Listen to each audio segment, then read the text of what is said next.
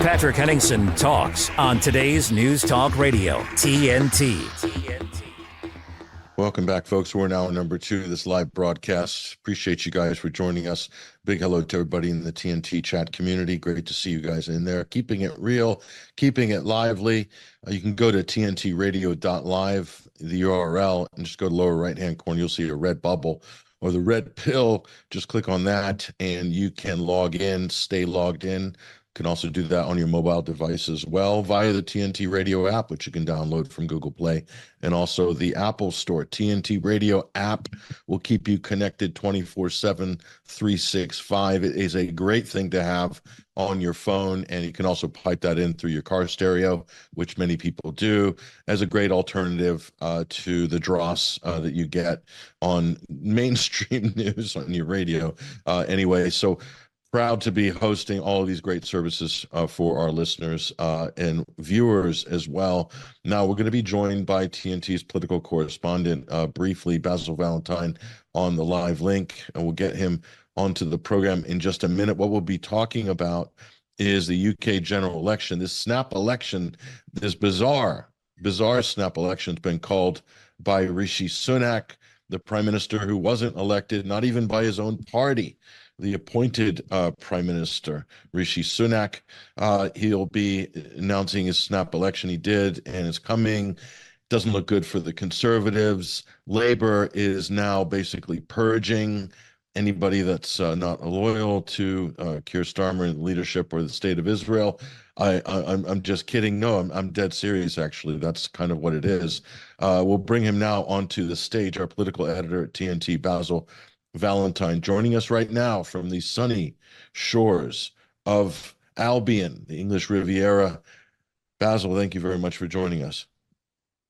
Good evening, Patrick. Great to be with you, and hello to our viewers and listeners all around the world.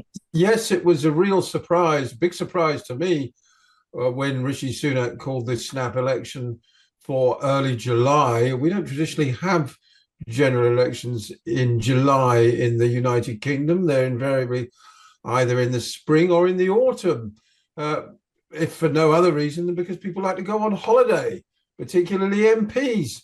Tory MPs in particular were absolutely furious with Sunak for calling this election because, of course, they're going to lose a few months' pay, most of them, because they're going to lose their seats. They could have all sat still until November and been tens of thousands of pounds better off.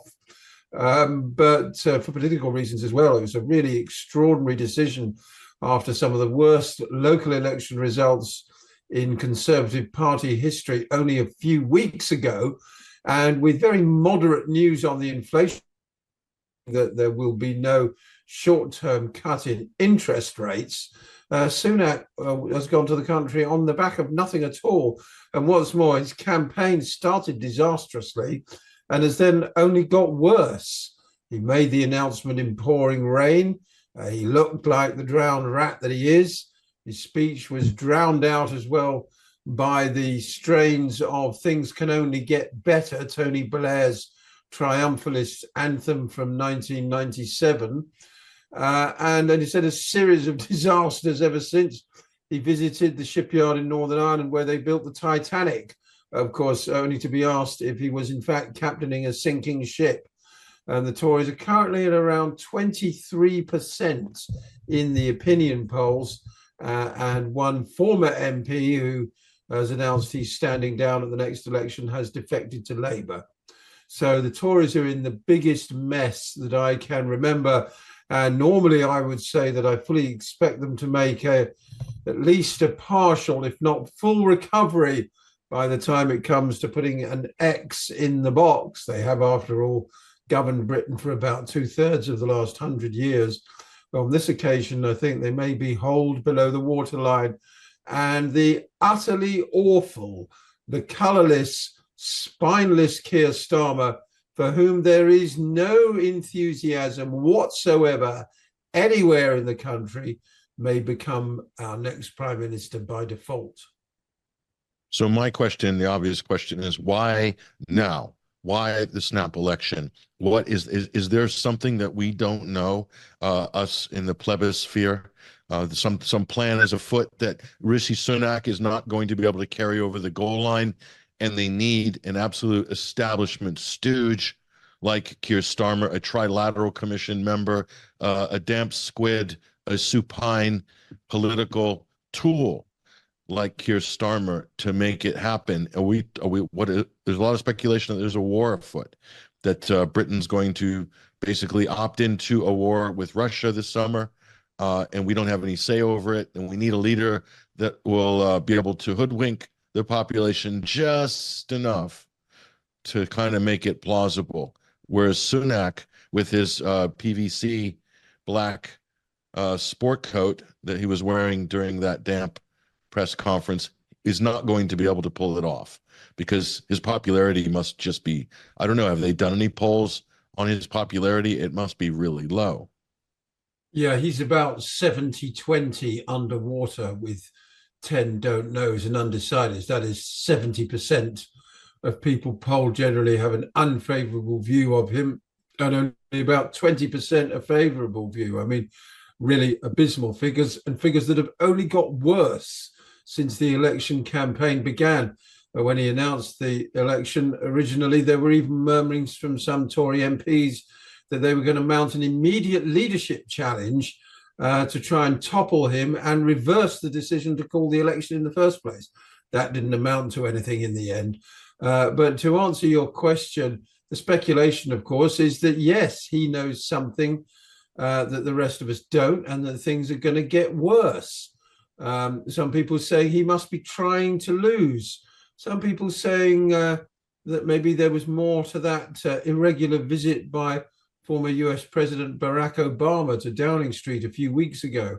Wasn't widely publicized. Perhaps that was the case of, the heavy mob going in and telling Sunak his time is up and that they need their man in place for the next phase of the plan, just as a lot of people believe Tony Blair was installed following the untimely, shall we say, death of John Smith, when a Labour government was inevitable in 1997 after what was then 18 years of Conservative rule.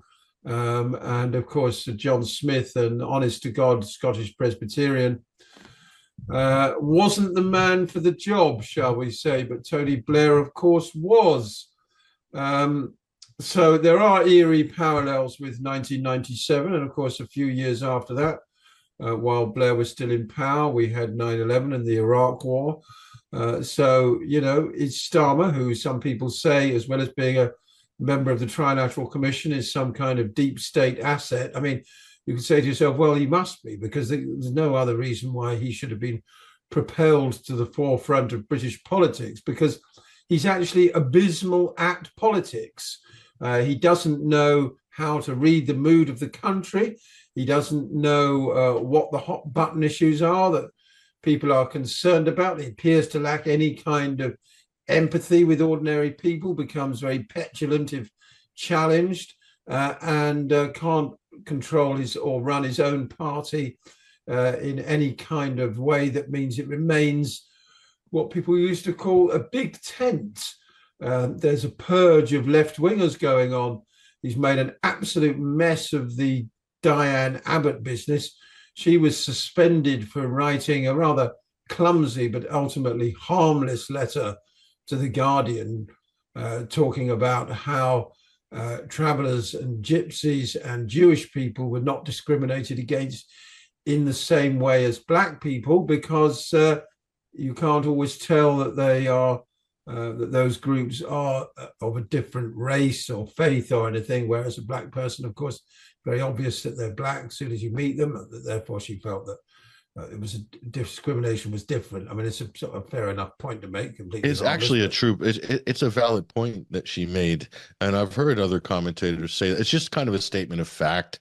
It shouldn't have any additional political weight attached to it, but I think they were just looking for an excuse to go after her, because she has other views, doesn't she, Basil, on certain foreign policy issues that might make her fall afoul of the current regime, the current very strict whip, especially on Palestine. Indeed, although she's largely kept quiet about that during this period of suspension. I mean, how or why on earth it takes a year for the Labour Party to conduct an internal investigation into a letter somebody wrote to The Guardian. I mean, it's absolutely pathetic, you know. But this suspension lasted until just a few days ago, when she was apparently told by the chief whip that she could bow out gracefully, that she could make a dignified exit. In other words, you know, we'll restore the whip. You're still a Labour MP, but please go away. Basically, we don't actually want you to stand anymore. She would win in Hackney if she stood as an independent against an official Labour candidate because of her personal popularity, just as Jeremy Corbyn will undoubtedly win his Islington seat as an independent against an official Labour Party candidate. And I mean, it really is bizarre when you think about it, that the man who led the Labour Party into the last election is now barred from standing as a candidate even this time round. That gives you some idea of just how far effectively to, I wouldn't call it the right, I would call it the neoliberal, authoritarian, globalist, Zionist position. If you say right, people sometimes think, oh, well, that might mean alt-right or libertarian or something else. No, I mean, Starmer's taken the Labour Party to the place that I just identified. Past the center. Keir Starmer's taken the Labour Party way past the center. Publicly, they're saying it sort of masquerades as the center, you know, but it's actually a sort of neoliberal fascism allied very closely with Zionism, with a deeply and very unpleasant authoritarian streak. So I think the Labour Party is a real danger to the ancient rights and freedoms of Britain. I mean, apart from anything else, they're planning on building 6 new towns on greenbelt land to house Britain's swelling population. So, you know, they could be an absolute irreversible disaster, just as many aspects of the Blair administration were. So I want to ask you this. We're talking about the purge, the night of the long knives, which is currently happening ahead of the general election. A lot of Labour MPs, longtime members of the party, people who have sat in office, have served the party loyally for years, have been told they can't run this time. They've been replaced by people who you just described are loyal to that agenda.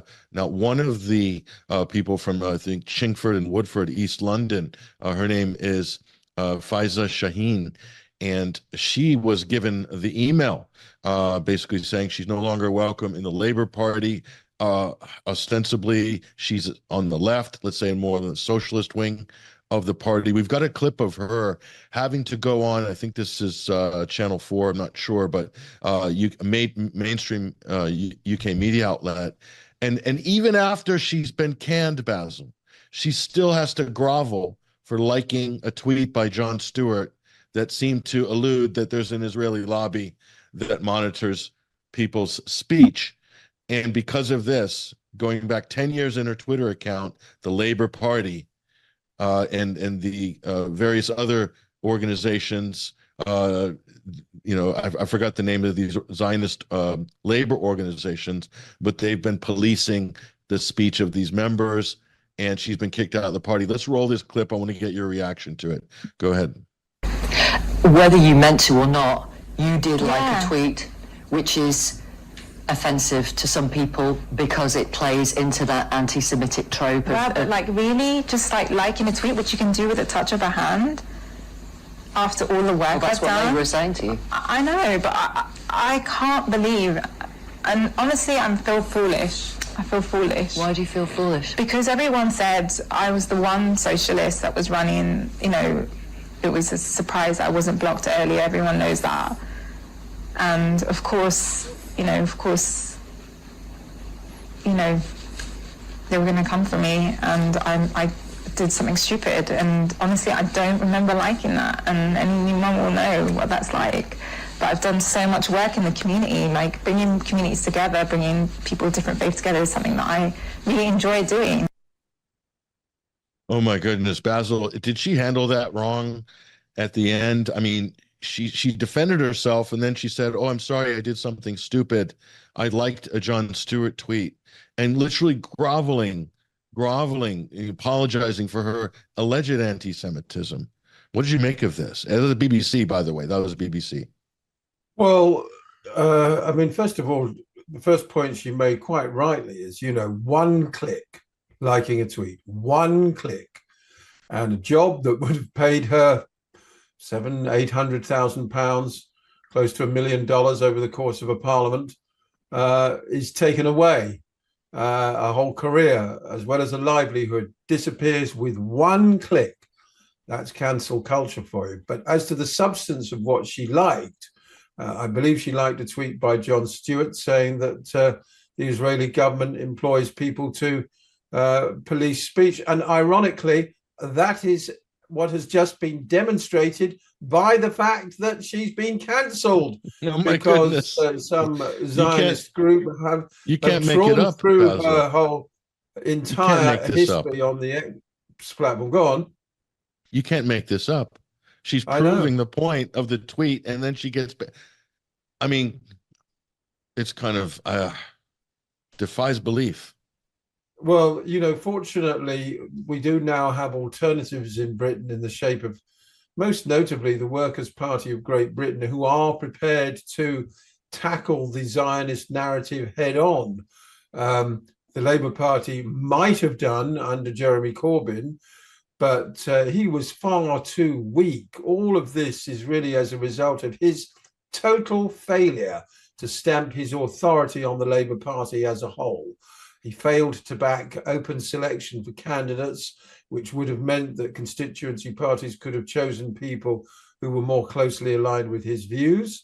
And those indeed of most party members, worth remembering that, whether we like him or loathe him, the Labour Party membership swelled to 600,000 or 700,000 individuals during his leadership, became the largest political party in Europe. It's lost more than half of that membership. About 2/3 have since left the party because they don't like the direction Keir Starmer's taken it in, for all that Starmer is claiming to be moderate and that his purge of Corbynite policies has proved popular. Well, he actually purged, Starmer has purged lots of popular policies like renationalisation of the utilities, which of course have now been taken up by Workers' Party GB. But going back to the Corbyn point, he also totally failed to take over the head office of the Labour Party and fill it with his staff. So as a result, extraordinary. It's all come out a few years ago now that in 2017, that general election, which was when Labour under Corbyn got closest to forming a government, there were people actively in the Labour Party office sabotaging the campaign, believe it or not.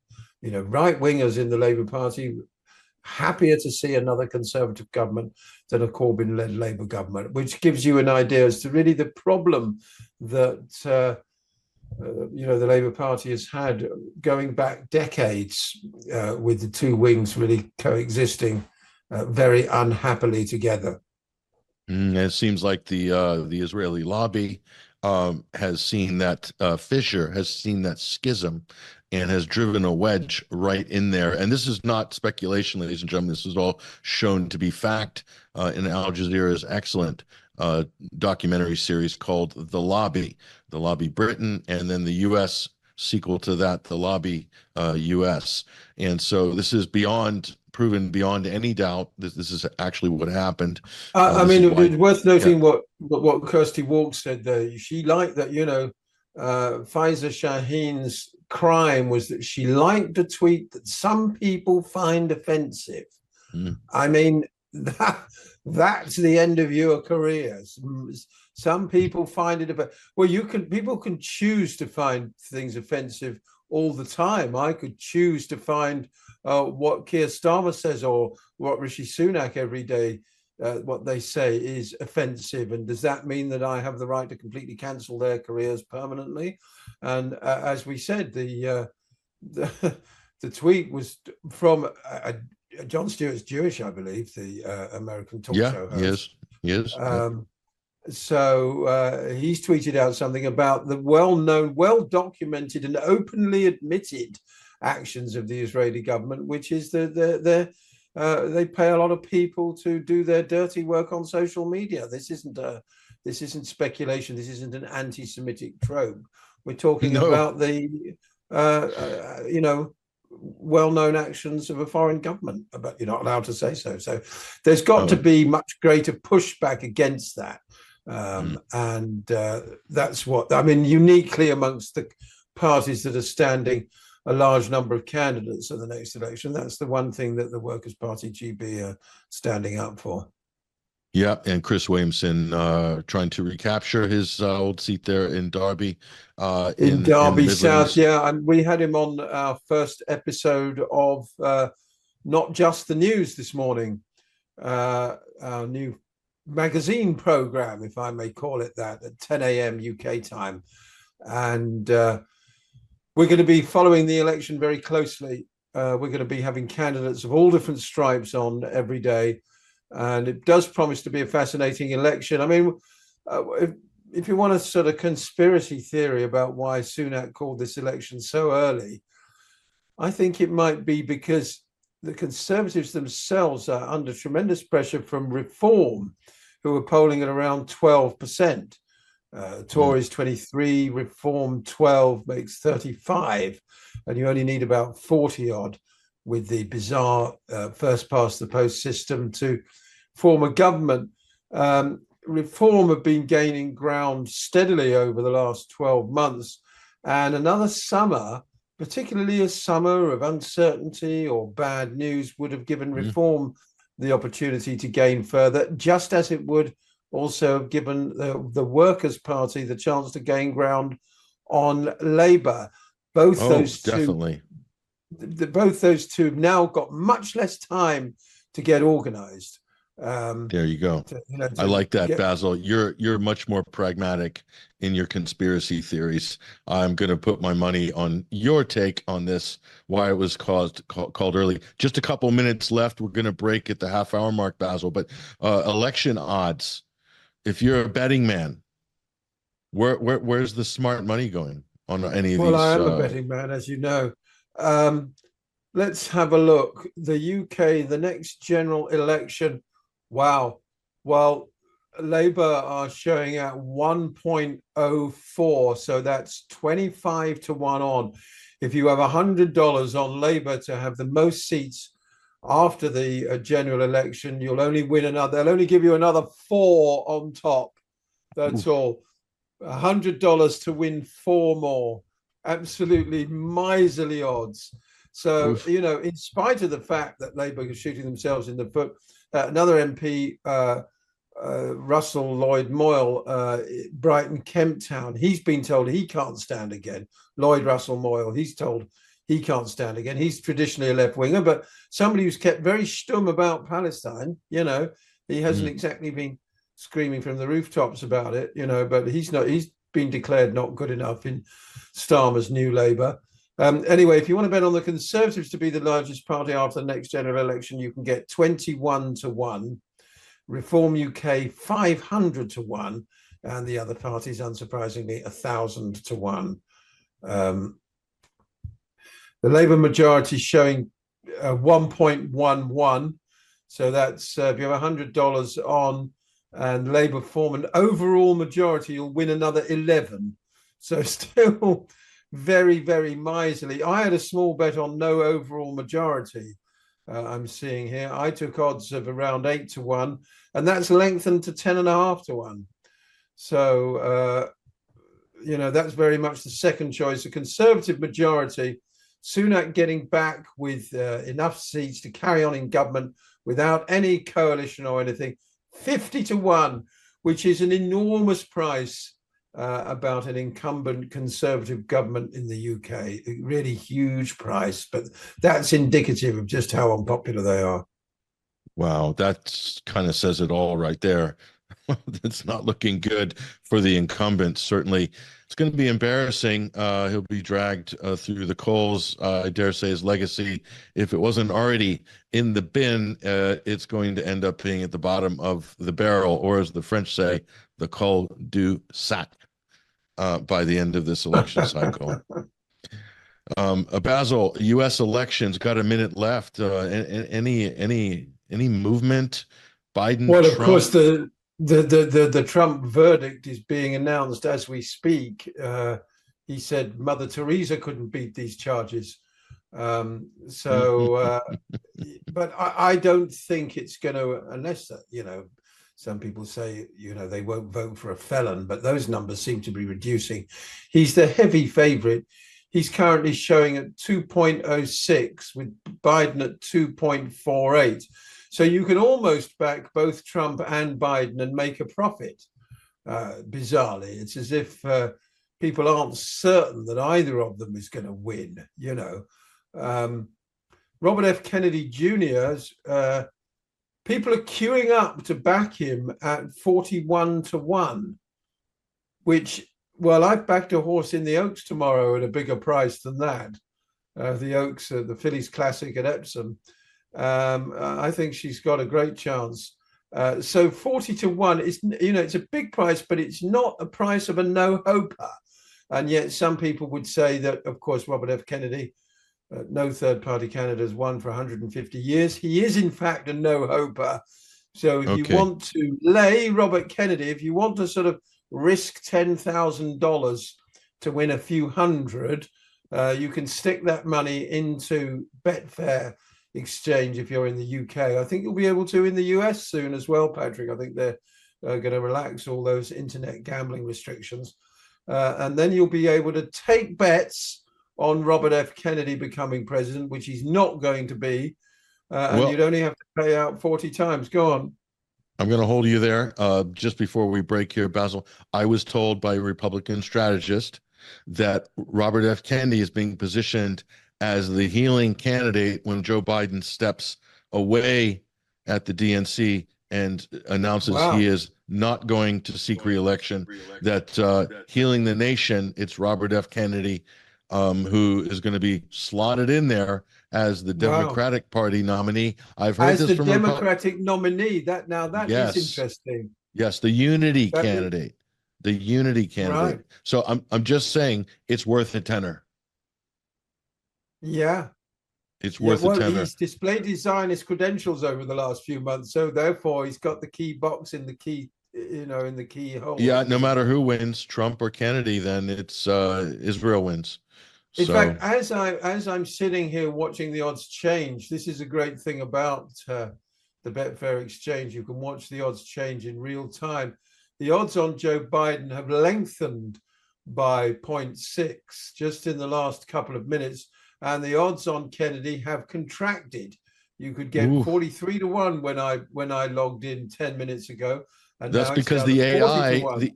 That's because the AI that works those odds, the algorithm has been trained to recognize the voice of Basil Valentine. Whenever there's a conversation on election odds, the AI is the spiders have gone out, and whatever Basil says, it immediately affects the bottom line on the bet exchanges, ladies and gentlemen. That's why we've got Michelle Obama is actually a shorter price than Robert Kennedy. 33-1, Michelle Obama. I think she's 40. A foil. I think she's a foil. She was Roger Stone's pick, if you remember. And he said, that's right. When I spoke to him a couple of months ago, he's still backing Michelle. Yeah. Well, he's got a good case. He's got a good case. I wouldn't bet against Roger Stone on that one either. So yeah, maybe lay down a spread. Cover all your bases there. I'm just throwing that out there. Biden is drifting. Biden is constantly drifting. He's out to 2.6. He was 2.48 only quarter of an hour ago. Now that represents actually quite a significant drift. That's not just a few people having a late evening wager. There's some liquidity there. And that's not to say drifting cognitively, we may be doing that too. This is the odds permanently drifting cognitively. Which implies an unfancied runner. So basically, Biden's stock is falling by the odds drifting. Another way of putting it would be to say his stock is falling. People are losing confidence, literally, as we speak, in his re-election chances. Yep. And if you see Gavin Newsom trending, you want to buy stock in hair gel companies. If you see Gavin Newsom trending 80 as to well. 1, Newsom. 80 to 1. Keep an eye on that. And then, keep an eye on that. The hair gel. Basil Valentine, political editor at TNT. Appreciate you. Thank you for that rundown. Thank you, Patrick. There he goes. And also, he is also the host of a new magazine program on TNT, which is called, tell us again, Basil. Not Just the News. Not Just the News, and that's Monday to Friday. Look to your program schedule for that. Phil Zimmerman, Basil Valentine, and guests, a whole repertoire. We're going to take a break right now with TNT. Come back, connect the great Tony Gosling with the Bilderberg Report. I'm Patrick Henningsen, your host. Stick around. We'll be right back. TNT